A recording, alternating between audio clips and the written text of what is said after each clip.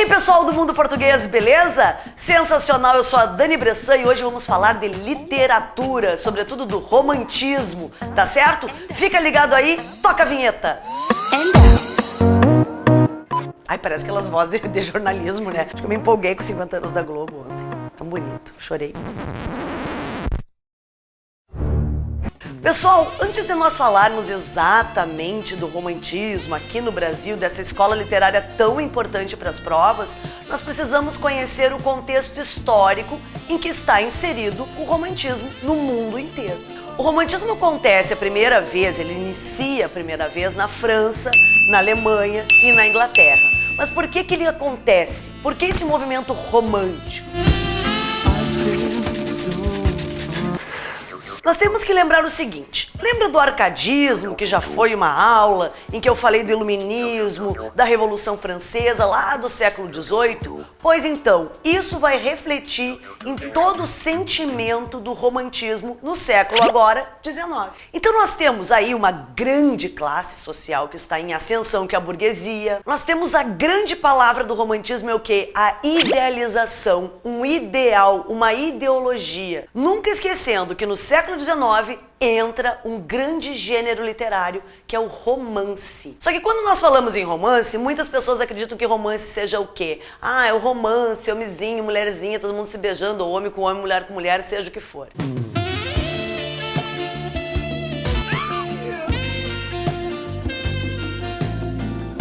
Que delícia, cara! Mas não é isso. Romance é um gênero da literatura, é um tipo de texto da literatura. Romance é um gênero burguês que inicia no século XIX para atender às necessidades da burguesia. Ou seja, eu quero ouvir falar da minha classe, eu quero saber o que acontece com a minha classe nos grandes salões de baile, os vestidos, os amores, os grandes acontecimentos. Por isso, uma das principais características do romantismo é o egocentrismo, o individualismo e, além disso, o subjetivismo. Quando nós falamos em subjetivismo, existem pessoas que não entendem muito essa palavra. Mas o que ela significa? Subjetividade. Vem da palavra sujeito, que começa a ganhar força justamente agora, no século XIX. Visão subjetiva, subjetivismo, é uma ideia bastante particular das coisas. Por isso, individualismo também. Dani, então individualismo e subjetivismo é a mesma coisa? Não, não é a mesma coisa. Mas são teorias que andam próximas nessa época principalmente. Outra característica muito importante do romantismo é que ele tem o quê? Ele tem um reflexo da cavalaria medieval.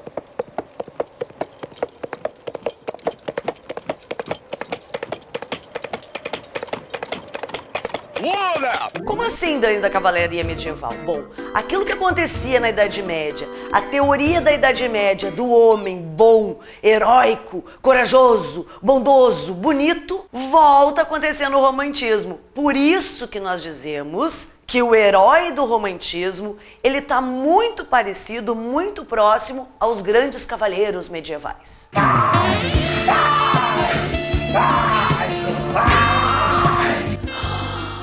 Além disso, meus queridos, não esqueçam que o herói romântico, o herói do romantismo ou a heroína do romantismo, eles são idealizados, eles quase atingem a perfeição. Muito bem, meus queridos, e como vai surgir o romantismo aqui no Brasil? O romantismo inicia no Brasil mais ou menos em 1836, o período literário. Mas antes de 1836, nós temos algo importante, aliás, importantíssimo. Em 1808, ocorre algo muito importante aqui no Brasil. A família real portuguesa chega às nossas terras. Eles desceram! A família real está no Brasil!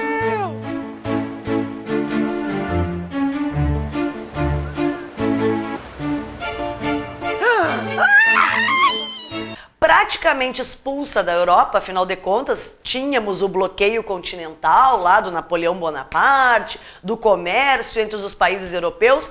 E o que acontece com Portugal? Com quem que eles vão comercializar? Eles precisam fazer comércio. E aí decidiram o quê? Vamos lá para nossa colônia, vamos lá para terras brasílias, vamos lá para o Brasil. E vieram, todo mundo, mas vieram de bando, né? Vieram de bando, isso aí não pode esquecer. Mas há lugar para tanta gente, Rodrigo. O medo cria os lugares.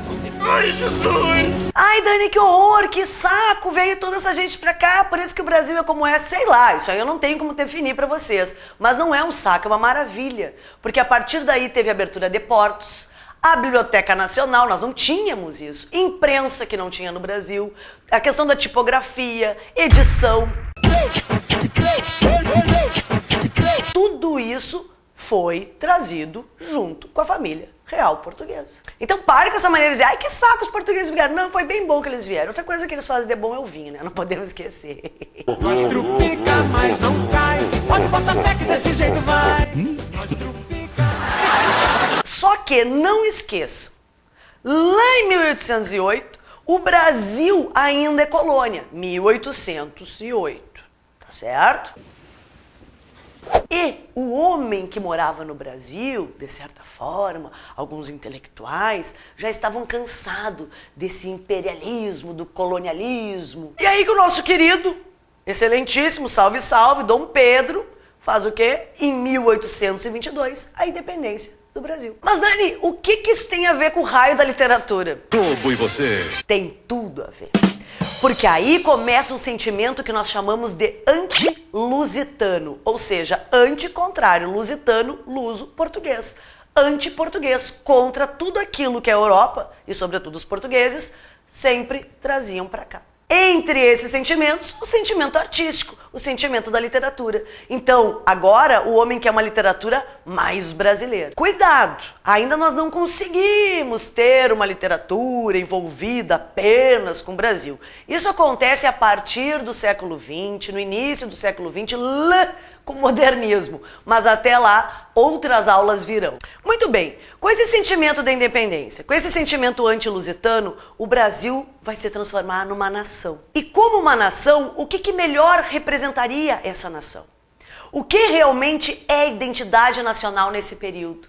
Vários fatores vão influenciar a representação nacional, a identidade nacional. E quem é que melhor representa essa identidade nacional? Nós precisaríamos de um representante dentro da literatura. Quem seria o nosso herói nacional? Quem é o melhor representante de todos os nossos valores? Quem? Aqui nós tínhamos 3 tipos de pessoas. Nós tínhamos negros, nós tínhamos colonizadores e nós tínhamos índios. Só que cuidado, gente, o negro era escravo e africano. Ele não poderia representar a identidade do nosso país. Os colonizadores vieram de fora, também não representariam a identidade. E o português menos ainda. Eles estavam com pavor dos portugueses. Sobrou quem então? O grande herói nacional. O herói nacional melhor representado em toda a história da literatura brasileira e que vai perpassar vários períodos literários. O indígena, o nosso índio.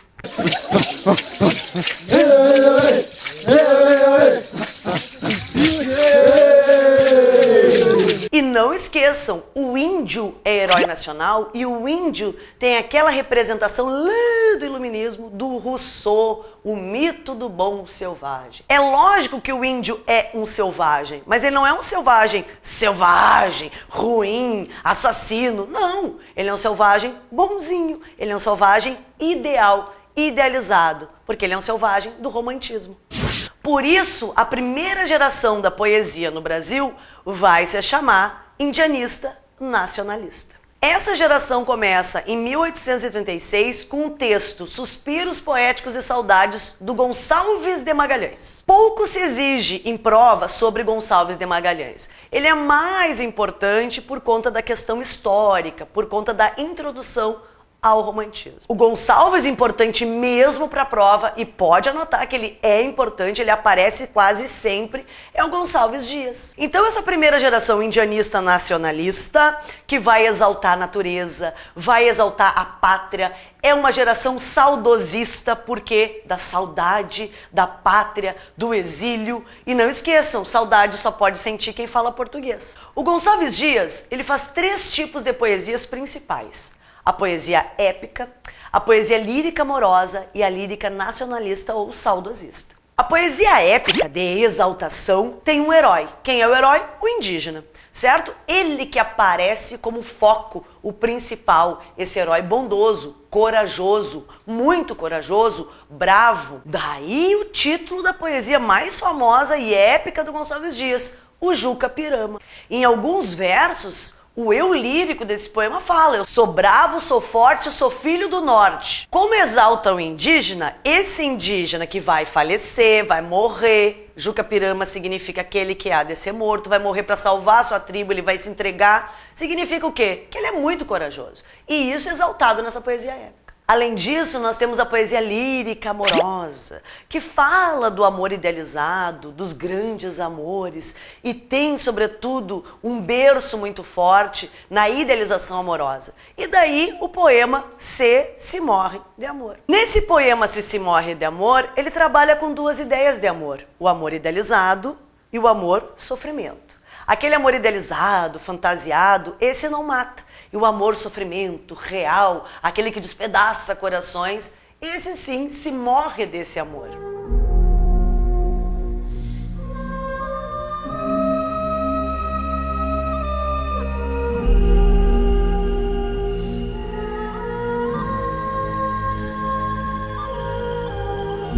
E morreu. E além disso, nós temos essa poesia saudosista, e daí, talvez, posso até estar falando uma grande besteira, uma das maiores paródias da história da literatura. Todo mundo já parodiou essa poesia, talvez até você aí do outro lado do vídeo, que é Canção do Exílio. Já apareceu no Enem com uma paródia do Corinthians e do Palmeiras, eu não sei se vocês lembram, é bom dar uma olhadinha nessa questão, uma questão antiga, do Enem bem antigo. Já caiu como paródias modernistas, como outros autores. Mas o que interessa lembrar que a Canção do Exílio é realmente do exílio. O Gonçalves Dias foi exilado por motivos políticos e estava em Portugal. Então ele fala: minha terra tem palmeiras como canta o sabiá. As aves que aqui gorjeiam, não gorjeiam como lá. Gorjear é tuitar, para vocês aí da internet, pessoal das informáticas, gorjear é tuitar, o pássaro gorjeia. Então as aves que aqui em Portugal gorjeiam, não gorjeiam como lá no Brasil. E muito interessante que o Gonçalves Dias diz ao final desse poema: não permita, Deus, que eu morra sem que eu volte para lá. Minha terra tem palmeiras onde canta o sabiá. Adivinha o que acontece com o Gonçalves Dias? Chegando aqui no litoral do Maranhão, naufragou seu barco e ele morreu.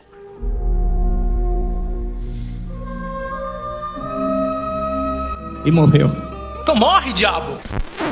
Muito bem, queridos. Essa foi a primeira geração indianista nacionalista. Não esqueçam, grande autor da época, Gonçalves Dias. Mas eu tenho certeza que vocês lembram, ou que vocês conhecem e ouviram já falar do romantismo por conta, sobretudo, dessa geração que eu vou falar agora. Essa próxima geração é a segunda. A segunda geração é a geração mal do século. A geração byroniana, lá por conta do Lord Byron, um inglês muito devasso, enlouquecido. Essa geração tem algumas características especiais. Por exemplo, o amor exagerado, o sentimentalismo, o egocentrismo e, sobretudo, não esqueçam, gente, a melancolia, a tristeza, a depressão, o satanismo, a obscuridade e, além do mais, a morte. A morte. E morreu.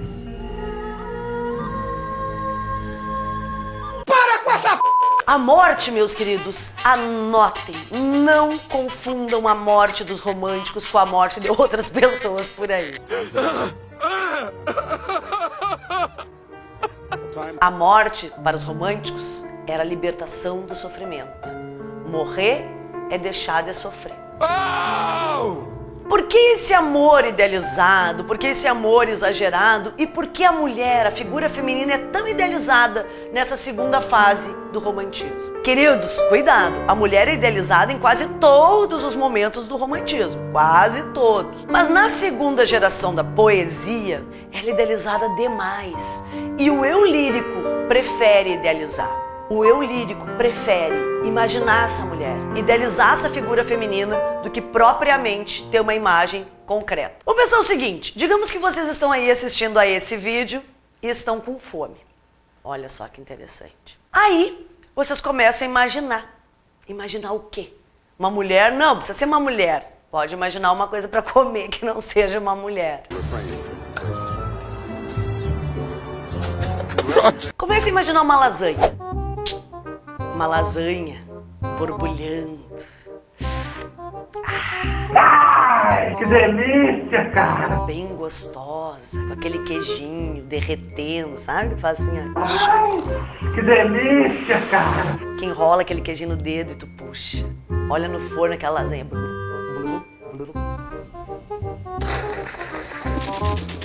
Um arrozinho branco, feitinho na hora, bem quentinho. E uma Coca-Cola bem gelada. Já pensou? Pensou? Imaginou? Criou? Idealizou? Aí vocês chegam lá pra comer e tem o quê? Uma sopa. Queridos, não que sopa não seja comida, Deus o livre, eu mesma adoro sopa, tá? Mas assim, ó, a sopa é ruim nesse momento? Não, a sopa não é ruim. Ruim foi tu ter imaginado o raio da lasanha.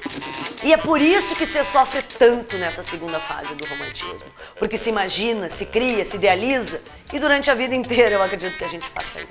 Vocês são românticos. Quando a gente diz que uma pessoa é romântica, tem uma visão romântica, é uma visão idealizada. Foco no Enem, pensa na tua vaga, idealiza. Não vai dar nada errado se idealizar. Tu não vai tomar uma sopa, tu vai comer a lasanha no final também. Nothing is impossible. Mas dentro dessas características todas, a gente tem que dividir alguns autores. E o principal, o grande autor, o grande símbolo da segunda geração é o Álvares de Azevedo.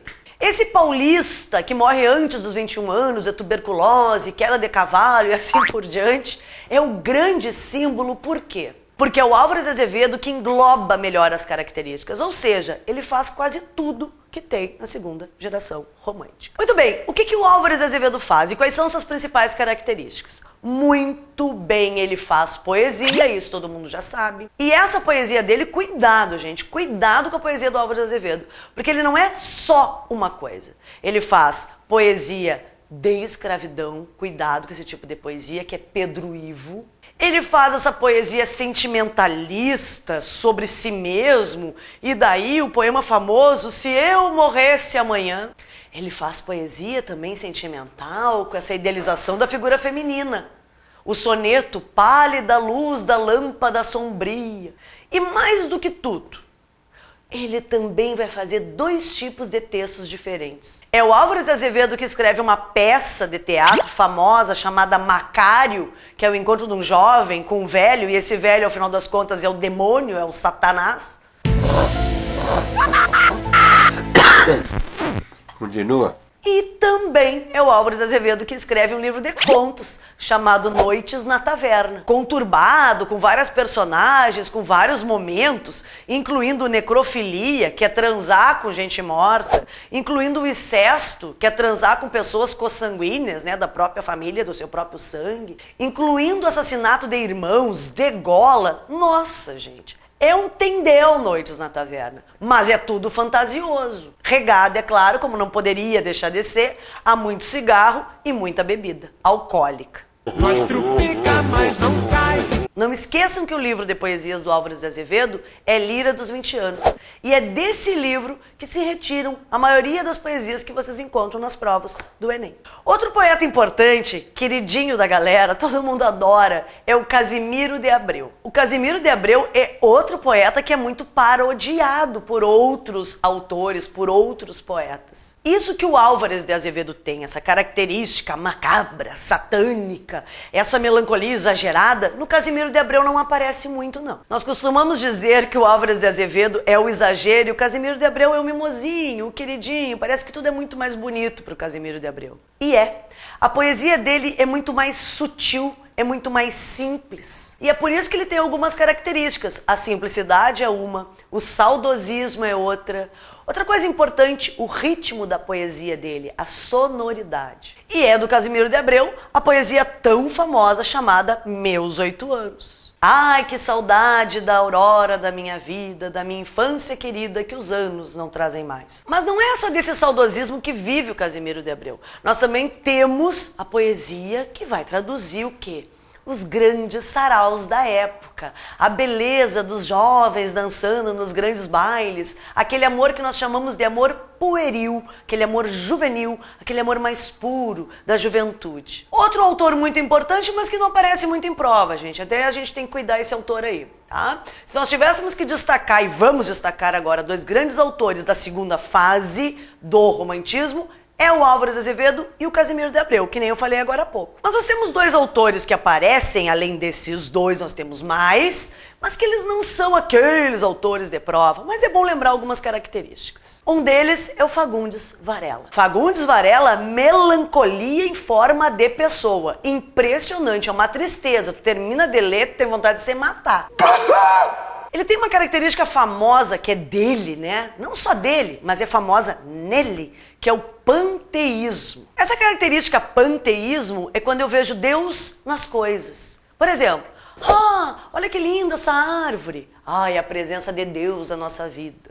O jardineiro é Jesus e as árvores somos nós. Isso é uma visão panteísta. E o Fagundes Varela já era depressivo, já era melancólico, já vivia durante o mal do século e aí faz a cagada de beber um horror, cair por cima do filho que estava no colo dele. Ele mata o filho. E aí a depressão liquida com ele, de vez por todas. E ele escreve, então, a partir daí, um poema famoso chamado Cântico do Calvário. Cântico do Calvário, esse poema que ele faz é uma homenagem ao filho, é um cântico do Calvário. O que significa esse Calvário? Essa dor, esse sofrimento. O que vem só para contribuir para toda essa depressão que já existia antes no Fagundes Varela. E o último autor derradeiro é o Junqueira Freire. O Junqueira Freire tem uma poesia muito voltada para a questão do quê? Não sei. O seu dilema vocacional. Na verdade, o Junqueira Freire tinha um sonho desesperador de ser padre. A ideia de viver uma vida celibatária ou uma vida mais pagã no meio das orgias é o que consome esse autor, que é o nosso último autor da segunda geração. E isso aparece explicitamente na poesia dele. Além do que nós temos também a presença da figura feminina, também, mais uma vez, idealizada. Meus queridos, primeira geração indianista nacionalista, a segunda, mal do século, do amor, da morte, do sofrimento, e agora a terceira, com esse grande poeta, talvez um dos maiores poetas que o Brasil já teve. A terceira geração, a terceira fase do romantismo na poesia, traz para nós o grande Castro Alves. Castro Alves, esse baiano famoso aqui no Brasil e no mundo. O Castro Alves faz parte da terceira geração que nós chamamos de social, geração social, geração condoreira. E por que condoreira? Porque lembra o pássaro, o condor, que representa a liberdade. E daí entram as principais características do Castro Alves, da sua poesia, e por que ele é tão conhecido? Por ser conhecido como poeta dos escravos. E é através, sobretudo, de duas poesias que ele vai acabar sendo conhecido. Ele faz duas poesias épicas importantíssimas para a história da literatura nacional e, por que não dizer, mundial também. Navio Negreiro e Vozes da África. Navio Negreiro, essa poesia de exaltação eloquente que nós chamamos, é uma poesia épica da travessia dos escravos que saem da África e vêm nesse navio negreiro até a América. E daí algumas características literárias importantes, como o quê? Como os vocativos, as apóstrofes. O que é uma apóstrofe, Dani? É um chamado.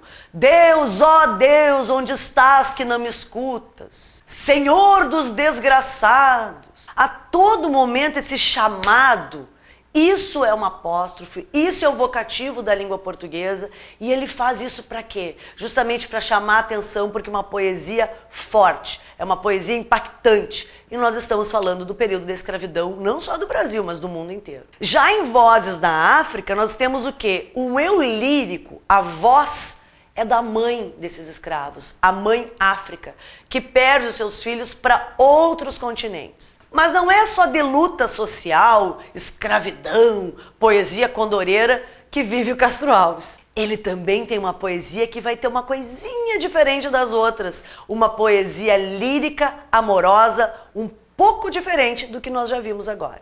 Embora a mulher continue sendo um pouco idealizada na poesia do Castro Alves, ela agora faz parte do sentimento amoroso. Como assim? Ela a todo momento dialoga com esse eu lírico. Ele chama por essa mulher e essa mulher responde. Ele chama por essa mulher e às vezes essa mulher não responde. E às vezes, inclusive, ela o trai. E daí nós temos poesias famosas como a Deusa Teresa. Não é a deusa, é a Deus a Teresa. E não esqueçam, a mulher do Castro Alves é uma mulher muito mais sensualizada. Aquela mulher idealizada que eu via só o roupão abrindo. Agora eu vejo essa mulher tocando nesse eu lírico.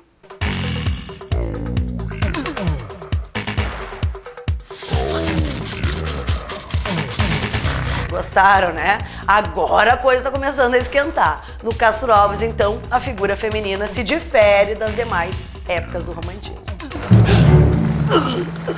Meus queridos, falamos já da poesia do romantismo e a partir da segunda metade do século XX, nós temos então algo muito mais forte que vai ser a prosa do romantismo. O que é prosa? O romance. O texto, aquele livro que vocês tanto gostam de ler. Na verdade, nós temos dois inícios, teoricamente dizendo. Nós consideramos um início histórico, O Filho do Pescador, do Teixeira e Souza. Mas, na verdade, o primeiro texto, o primeiro romance romântico, o primeiro romance do romantismo é A Moreninha, do Joaquim Manuel de Macedo. Gente, não esqueçam que romantismo também tem o romance, além da poesia. E romance é um gênero, como eu já falei para vocês. Romance é prosa, é um livrinho, o textinho, o enredo, a historinha. E existem algumas características básicas em todos os romances do romantismo, e não só do romantismo, mas todos os romances de forma geral, que é o enredo, a personagem, o tipo de narrador, o ambiente, o tempo, tudo isso é muito importante e tem que prestar atenção. Meus queridos, existem algumas coisas que nós devemos levar em consideração sobre o romantismo. Dentre essas coisas, nós temos o quê? O centro do Rio de Janeiro, a sociedade burguesa, que é quem vai estar representado ou que vai estar representado nos romances. O Brasil não é mais colônia, agora o Brasil é um império. E o que volta agora para o romantismo é o quê? O mito do bom selvagem, que nós já tínhamos falado antes, e o que mais? O índio, o selvagem, unido ao colonizador, que nós vamos ver isso nos romances indianistas. Muito bem, e quem são os principais autores do romantismo, da prosa romântica? Claro que o principal autor desse período é o famoso José de Alencar, esse cearense que acaba escrevendo 4 tipos de romances. Ele escreve romance indianista, romance urbano, romance regionalista e romance histórico. O destaque dos romances indianistas do José de Alencar é Iracema, a Virgem dos Lábios de Mel, certo? Que vai acabar se unindo ao Martim, esse colonizador, esse português, e tendo um filho, o Moacir, o filho da dor, representando o sofrimento da colonização, sobretudo nas Américas. Ainda dentro do romance indianista, nós temos quem? O Guarani, o Peri e a Cecília, o índio e a civilizada, a portuguesa, a mulher branca. Esses 2 romances trazem para nós um mito de fundação. Fundação do quê? Da nossa nacionalidade. Seja através da Índia, da indígena, com o português, ou o contrário, o índio com a mulher portuguesa. Além disso, José de Alencar é muito conhecido por 2 romances urbanos, que já trazem um pezinho no realismo. Senhora e Lucila. Senhora, a Aurélia Camargo, aquela órfã que acaba perdendo o marido, o noivo, o futuro marido, na verdade, por conta de herança, por conta de dinheiro. E que até o final do romance ela resgata esse homem de volta e consegue, então, o seu final feliz. Além disso, nós temos a Lucila, a Lúcia, que é aquela prostituta, na verdade, é uma cortesã. Na época nós chamávamos uma cortesã, nada de beira da estrada, que vai para o grande salão, que se apaixona pelo Paulo e acaba morrendo no final da narrativa. No romance indianista nós também temos uma morte da heroína no seu final. Iracema acaba morrendo. Por que que isso acontece, Dani? Por que que morreu a Iracema? Por que que morreu a Lucila? Porque é um código. Essa índia não pode, na verdade, ficar com esse colonizador. Ela é amaldiçoada. E por que a Lucíula morreu ao final da narrativa? Como é que um homem da alta sociedade da época vai se casar com uma prostituta? Isso não estava certo. Qual é a solução? Matar a Lucíula. Nem sempre, mas na maioria dos casos, os romances românticos, eles buscam o quê? O casamento é o objetivo final e o final é feliz. É o que não acontece com a Iracema e com a Lucíula, mas é o que acontece com o próximo autor. O próximo autor é o Joaquim Manuel de Macedo, o famoso autor desse romance que todo mundo gosta, que é a Moreninha. Afinal de contas, a Moreninha é a Carolina. A Carolina que tem aquela grande paixão, que faz a sua promessa e tem que manter a promessa até o final. A grande paixão dela é o Augusto. E nesse romance nós temos uma linguagem muito simples, destinada especificamente para as mocinhas da época e que vai acabar traduzindo toda a esfera aí do romantismo. Com o quê? Com romance, com impasse e com final feliz. Ainda assim, nós temos mais dois autores importantíssimos. Visconde de Toné ou Taunay e o Bernardo Guimarães. O Visconde de Toné ou Taunay faz um romance regionalista famoso chamado Inocência. A Inocência é uma mocinha no interior do Mato Grosso. Por isso o romance regionalista sai dos grandes centros, porque a princípio todos os romances até agora eram romances no centro do Rio de Janeiro. Então Inocência é regionalista e essa mocinha que adoece está passando pela cidade, um especialista, um prático que a gente chama na época, quase um médico, o Cirino. E o Cirino vai salvar a Inocência. Vai curar a Inocência. E a Inocência vai acabar se apaixonando pelo Cirino. Mas a Inocência já é prometida para casar com um maneco, um manecão, que é um grosso, que é um tosco. E ao final da narrativa, Cirino e Maneco acabam duelando e na morte do Cirino, a tristeza da Inocência. E ela acaba morrendo de amor. Ela acaba morrendo de tristeza, de sofrimento, de solidão. Não sabe nada, inocente, tudo do pá!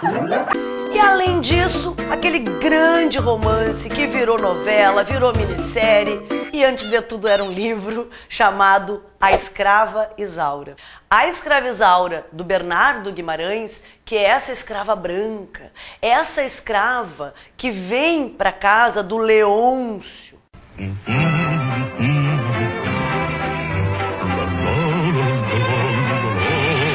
Que é tratada e cuidada como se fizesse parte da família, mas que consegue, no seu destino final, ficar com seu grande amor e fugir dessa fazenda, já que o Leôncio, esse patrão, tinha um tipo de tara por ela e achava que era o dono da Isaura. Então você quer brincar, né? De qualquer forma, existem coisas que nós precisamos observar nos romances românticos. O que é? De qualquer forma, gente, também, vamos lembrar que da onde saíram esses romances? Antes de tudo, dos folhetins. Antes de sair um livro, se escrevia por partes. E essas partes que nós chamamos de folhetins eram publicadas nos jornais da época. É como se nós tivéssemos hoje a novela, a telenovela, na verdade. Capítulos, capítulos, capítulos. Os romances na época eram publicados assim. E depois, claro, se tornavam o livro que hoje vocês conhecem. E como tudo, se vocês observarem as telenovelas hoje, todas têm isso. Um enredo, uma historinha, uma trama, um casal, um impasse. O que é o impasse? Algo que não permita que eles fiquem juntos logo no início. Após esse impasse, nós temos um processo de clímax, ou seja, o grande ápice da obra. E depois desse clímax, o desfecho. E esse desfecho da obra, esse final da obra, pode ser feliz, que é o caso da Moreninha, ou pode ser extremamente trágico, que é o caso da Iracema, da Inocência e da Lucíula. Além disso, nós temos um romance muito interessante que acontece lá no finalzinho do romantismo e que nós chamamos de romance de transição. Por quê? Porque ele tem um pé no romantismo e já está com um pezinho lá no realismo devido a algumas características. Esse romance, bastante conhecido aí dos alunos do ensino médio de forma geral, é Memórias de um Sargento de Milícias, contada a história em terceira pessoa. Cuidado, embora seja um livro de memórias, ele é narrado em terceira pessoa. O autor é o escritor Manuel Antônio de Almeida e que traz para nós uma época bem peculiar, o segundo reinado Dom João VI. Agora muda o foco. Nós não estamos mais só no grande centro do Rio de Janeiro. Nós também estamos no subúrbio. E a classe não é mais a burguesa. A classe é a classe média. Que na época a classe média não é que nem hoje. Na época ser de classe média não era uma coisa tão boa. Hoje tá ótimo, né? E aí nós temos nesse romance uma diferença de herói. No romantismo, o herói é idealizado. Bom, corajoso, bonito, valente, tudo de bom. Agora nós temos um herói já com um certo problema, porque o herói problemático, aquele que tem consciência das suas limitações, vai aparecer lá no realismo. O herói dessa narrativa quem é? O malandro carioca, o Leonardo, o Leonardinho, filho do Leonardo Pataca. Esse herói que tem várias atividades suspeitas durante a narrativa, que faz coisas que um herói romântico normalmente não faria, é o grande herói, é o grande personagem desse romance. Meus queridos, na aula de romantismo, nós falamos do que, na verdade? De todo o processo do romantismo na poesia e de todo o processo do romantismo na prosa. O Enem vai pedir para vocês o quê? Vai pedir para vocês identificarem as características. E a principal característica do romantismo é a idealização. E meus queridos, sensacional! A aula de hoje foi sobre romantismo, poesia e prosa. Agora não esqueçam, a próxima aula é realismo, que é exatamente o contrário do romantismo e mudam essas características de forma bem drástica. Cuidado com isso aí. Espero vocês, segue o plano de estudo, tudo de bom, sucesso, foco no Enem. Eu sou a Dani Bressan, fui!